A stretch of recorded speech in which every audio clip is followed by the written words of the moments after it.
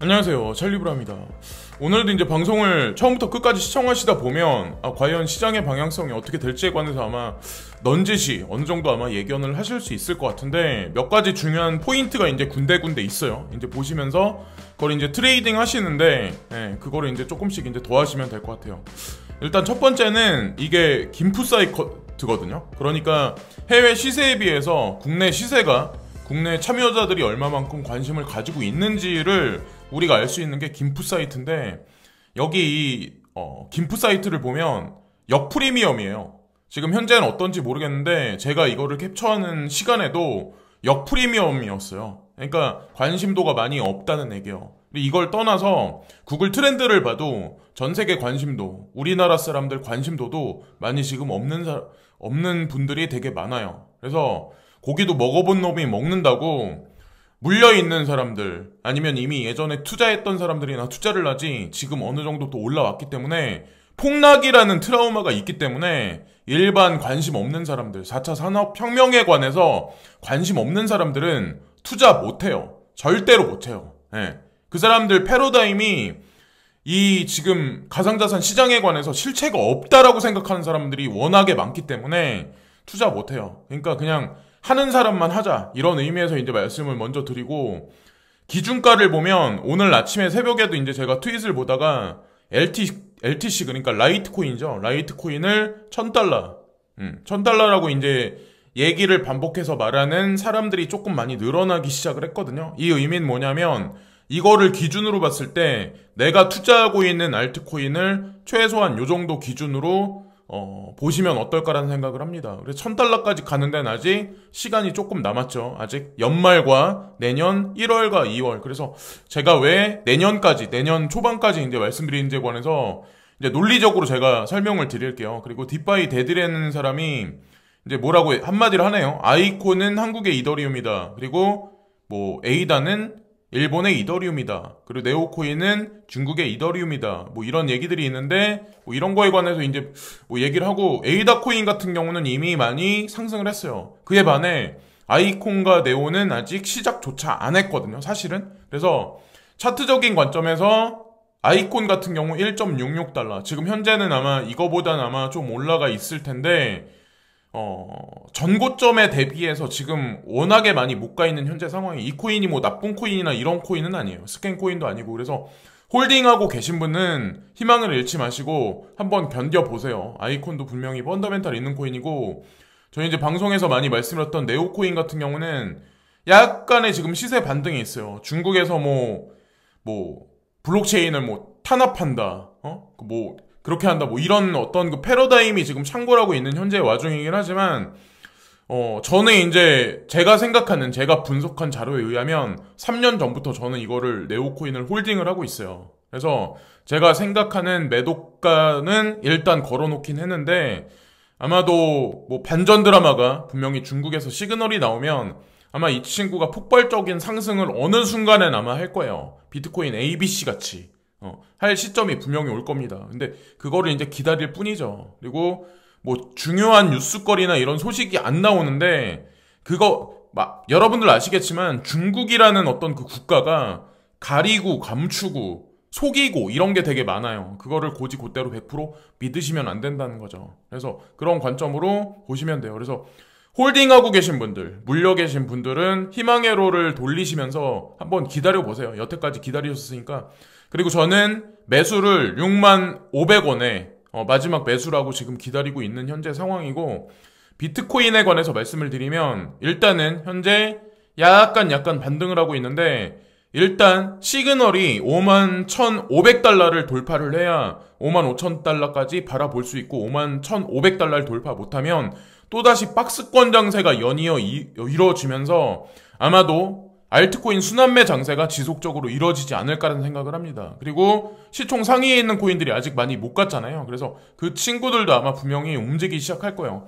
뭐 라이트, 비트코인 캐시라든가 여태까지 안 갔던 뭐 여러 가지 코인들 있잖아요. 이오스도 약간 움직이기 시작했고, 추후 상태를 뭐 지켜보시고, 그리고 네오코인, 플립사이드 크립토에서 24위, 현재 호라이젠이 조금 많이 순위가 내려와서 25위죠. 이제 호재를 코앞에, 뭐 몇 달 안에 이제 두고 있죠. 10월 말에 젠도 런칭을 하겠다라고 이제 호라이즌 측에서 얘기를 했기 때문에 그 약속을 분명히 지키고 나머지 이제 대형 거래소 상장이 연이어서 차후에 연말에 이루어지지 않을까 생각을 하고 있습니다. 자, 그렇게 한번 관점으로 보시면 되고, 그리고 포브스지에 제가 이제 가상자산에 관해서 유튜버를 하고 있긴 하지만 사실은 세상 돌아가는 거에 관해서 알아야 우리가 왜 가상자산에 투자를 해야만 하는지 당위성이 있거든요. 그래서 저는 이거를 방송에서 이제 말씀을 드리는 거예요. 쓸데없다라고 생각하지 마시고 관심을 가지고 지켜보세요. 포브스지에 이제 무슨 얘기가 나왔냐면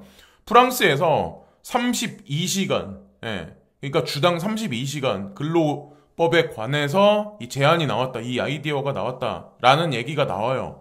이게 사실 아무것도 아닌 얘기 같지만 무슨 얘기냐면 법정 근로시간이 아마 여러분들 아시겠지만 우리나라도 예전에는 뭐 주 7데이 일한 사람, 주 6일 일한 사람, 근데 지금은 주 5일이 보편화돼 있죠. 근데 이 일주일 동안에 32시간이면 법정 근로시간이 단축되는 거예요.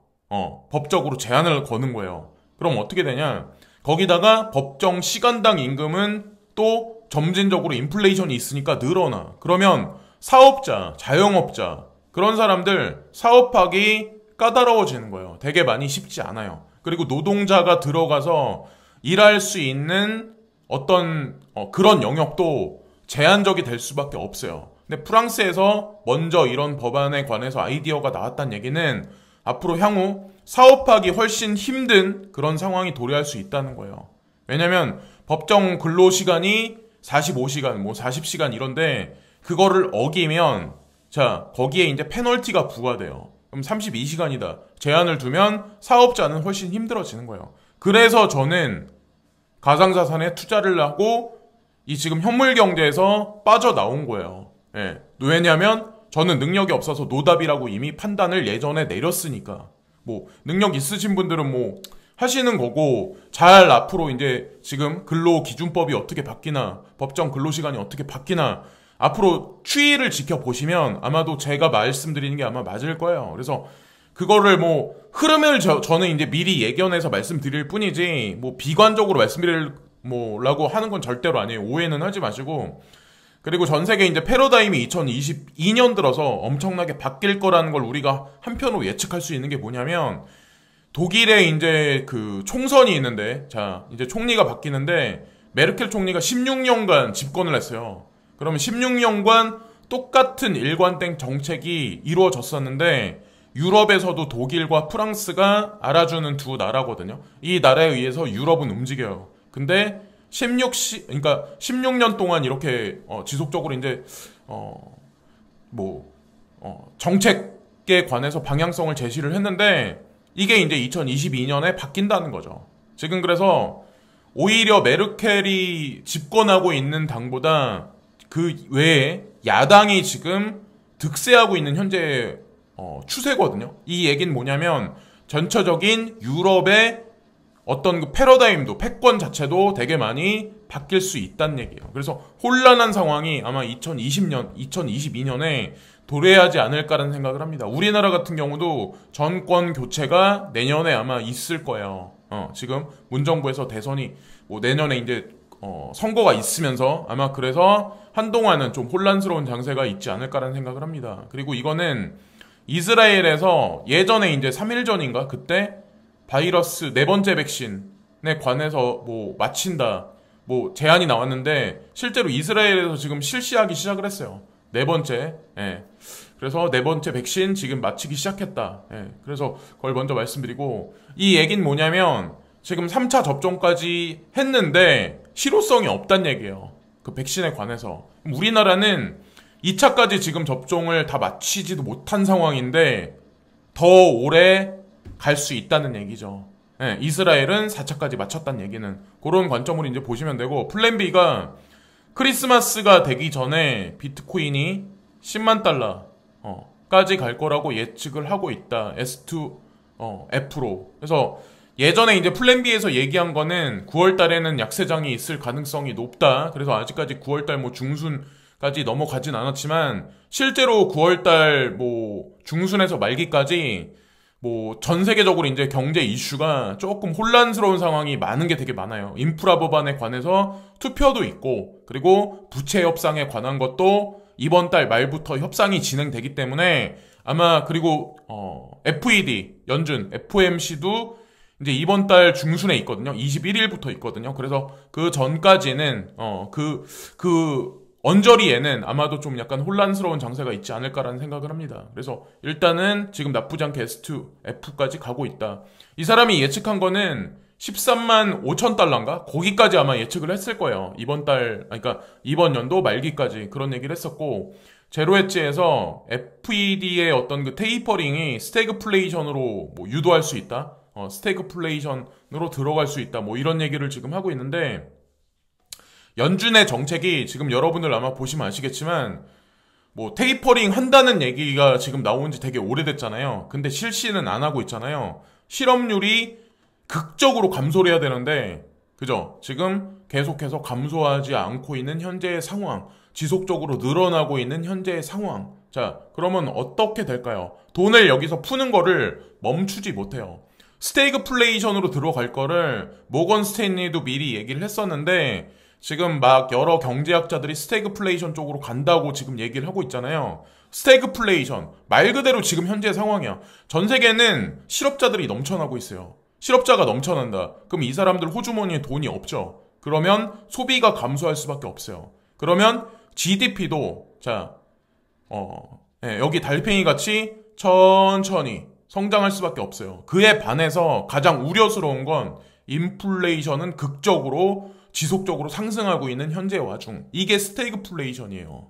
그러니까 국민한테, 국가한테도 장기적으로 좋을 게 절대 없다는 얘기죠. 이 상황에서 돈 푸는 거를, 지금 양적 완화하는 거를 멈추지 못해요. 멈추면 망해요. 그냥 여기서 붕괴돼 버리는 거예요, 경제가.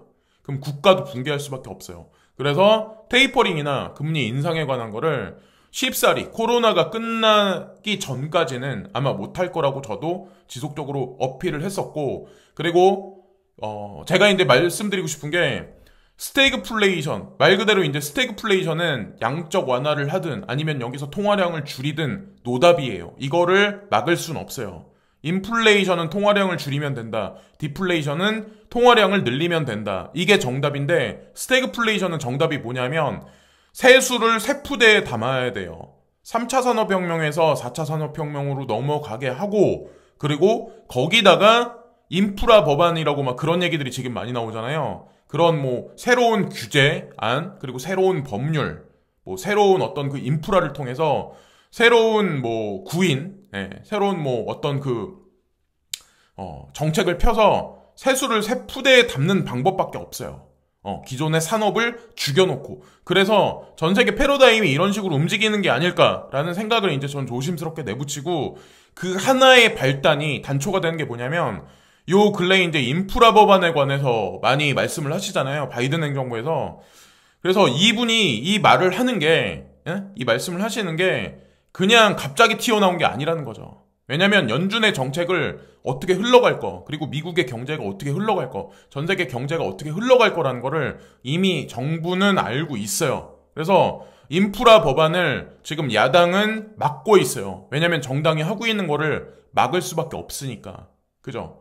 그러면 어쨌든 실갱이를 하긴 할 거예요. 민주당과 공화당이 실갱이를 하긴 하겠지만 결국엔 이 법안은 통과돼서 거대 양적 완화가 아마도 들어갈 거예요. 10월달 말이 됐든 뭐 11월달이 됐든 아마도 그게 도화선이 되지 않을까 생각을 합니다. 저 여기 나와 있듯이 아메리칸 잡스 플랜, 인프라법을 얘기하는 거예요. 그대로 얘기하는 거예요. 그리고 이스라엘에서 코비드-19 부스터샷에 관한 거를 FDA로 데이터를 넘겼다. 그 얘기는 미국도 마찬가지로 부스터샷을 전면적으로 아마 사람들한테 권고하기 시작을 할 거예요. 부스터샷 안 맞으면 제한을 걸 거야. 너 뭐 직업을 잃을 거야. 이런 얘기를 아마 하기 시작할 거예요. 자, 그런 식으로 가지 않을까 생각하고, USDC 볼륨도 지속적으로 상승을 해서, 뭐 이게 USDC가 기존에는 지난 일주일 동안은 많이 이게 발권이 안 됐었는데 USDC 스테이블 코인이 많이 늘어났다. 그래서 비트코인도 많이 늘어났다. 그래서 비례해서 올라갔다. 이게 얘기가 나왔고, 그리고 호라이젠 클립에서 뭐 지금 보면 뭐 2명의 새로운 뭐 굉장한 뭐 엔지니어를 새로 구했다. 뭐 이런 얘기가 있어요. 그래서 연구원을 지속적으로 더 늘려나가고 확장을 한다는 얘기는 되게 어떻게 보면 되게 좋은 얘기죠. 좋은 얘기. 그러니까 뭐 하반기에 뭔가 할 일이 되게 많다. 그리고 젠두 런칭이 얼마 안 남았다는 거를 이걸 보면 또 한 가지 또 알 수 있고, G캐시 투자하고 계시는 분들도 아마 호라이젠 코인이 상승하는 걸 보면서 입맛만 다시거나 그러신 분도 있으실 텐데, G캐시도 마찬가지로 9월 20일에서 23일간에 요때 비탈릭 부텔린 있죠. 이더리움을 창시한 그 사람. 근데 그분하고 이 G캐시의 주코 윌콕스가 같이 컨퍼런스에 참여를 해요. 이게 마세리에서 주최하는 컨퍼런스에 참여를 하는데, 이때 아마 G캐시는 새로운 로드맵을 발표를 할 거예요. 그게 아마 호재로 작용하지 않을까라는 생각을 합니다. 저도 가지고 있긴 해요. 아직까지 그냥. 그리고 제가 왜 내년에 어느 순간까지 이 코인 시장이 올라가지 않을까라는 생각을 하냐면, 그레이스케일 자산운용사에서 TV 광고를 하잖아요. 우리나라 업비트도 TV 광고를 연일 매일 하듯이. 근데 이 TV 광고 중에 슈퍼볼 시즌 이때가 광고 수익이 가장 많이 들어간대요. 사람들이 가장 많이 시청을 할 때가 미국에서는 슈퍼볼 시즌이거든요. 슈퍼볼 시즌. 이때가 2월달 언저리예요. 근데 이 베리 실버트가 올해 2월 8일 날 내년에 슈퍼볼 시즌의 그레이스케일 TV 광고를 할까? 한다? 이런 얘기를 지금 했어요. 그래서 내년에 뭐 이런 얘기를 했어요. 그래서 제가 넌지시 생각을 해보니까 슈퍼볼 기간 2022년 2월 달쯤, 그러니까 여기 나와 있는 거대로 1966년부터 NFL 챔피언십 게임을 대체하면서 모든 NFL 시즌의 마지막 게임으로 사용되었습니다. 자, 그리고 2004년부터 게임은 2월 첫째 일요일에 진행되었습니다. 무슨 얘기냐면 슈퍼볼의 대규모적인 어떤 그 그레이스케일 자산운용사 광고가 만약에 들어간다면 이때부터 아마 피크가 들어갈 거예요. 그래서 이때부터 한 달 상간에, 제가 개인적으로 보기에는 아마 한두 달 상간에 뭐 많은 어떤 그 펌핑 장사나 대대적인 변혁이 있을 텐데, 그건 알 수가 없죠. 근데 어쨌건 제가 베리 실버트가 언급한 거랑 같이 짜맞춰 보니까 올해 이렇게 되고 뭐 내년에 어떻게 될지 모르겠지만 어쨌건 올해 이 불장이 끝나진 않을 거다. 어느 정도 우회적으로 할 수 있지 않을까라는 생각을 합니다. 그죠? 만약에 올해 말로 불장이 끝난다면 이 사람이 이 얘기를 2월 8일 날 했을 리가 없잖아요. 그죠? 슈퍼볼에 광고를 한다. 뭐 요런 얘기를, 그런 식의 관점을 보시면 어떨까라는 생각을 합니다. 그래서 하반기에 거대 양적 완화가 예견돼 있는 현재 시장이기 때문에 너무 지금 지레 겁먹고 그냥 금방 또 패닉이 올 거다 이렇게 보시기보다 조금 마음 편안한 관점으로 좀 그런 관점으로 보시면 어떨까라는 생각을 하면서 이번 영상도 마치겠습니다. 특히 마지막에 XRP 투자하고 계시는 분들은 너무 조바심 내지 마시고 좀 지켜보세요. SBI에서 11월 말에 상품을 런칭한다는 얘기가 있는 거 보니까 소송하고도 아마 분명히 맞물려 있다는 생각을 합니다. 지금까지 찰리 브라운이었고요. 구독과 좋아요를 좀 많이 눌러주시고요. 오늘도 진심으로 시청해주신 모든 분들께 고개 숙여 감사드립니다. 오늘도 진심으로 감사합니다.